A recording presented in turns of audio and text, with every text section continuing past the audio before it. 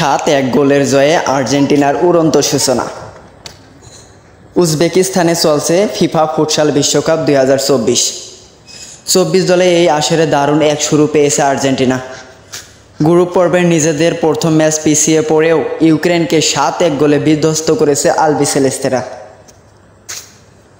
গতকাল শনিবার দিবাগত রাতে তাশখন্দের হুমো অ্যারেনায় ইউরোপিয়ান প্রতিপক্ষ ইউক্রেনের মুখোমুখি হয়েছিল আর্জেন্টিনা।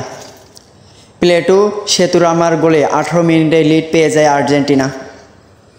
তবে সেখান থেকেই যেন ম্যাচ ফেরার প্রেরণা পায় আলবিসেলেস্তেরা।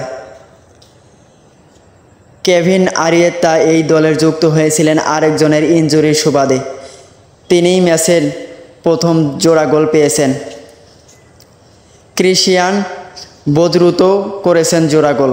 বাকি 3 গোল আসে অ্যালান ব্রান্ডি, মাতিয়াস সোসা এবং লুকাস বেলির পা থেকে। গ্রুপ সিতে আর্জেন্টিনার পরের ম্যাচ আফগানিস্তানের বিপক্ষে 18 তারিখে হবে সেই ম্যাচ। আর শেষ ম্যাচে তাদের প্রতিপক্ষ অ্যাঙ্গোলা 21 তারিখে হবে সেই ম্যাচ। আপডেট খবর পেতে চ্যানেলটি অবশ্যই সাবস্ক্রাইব করে রাখবেন। ধন্যবাদ।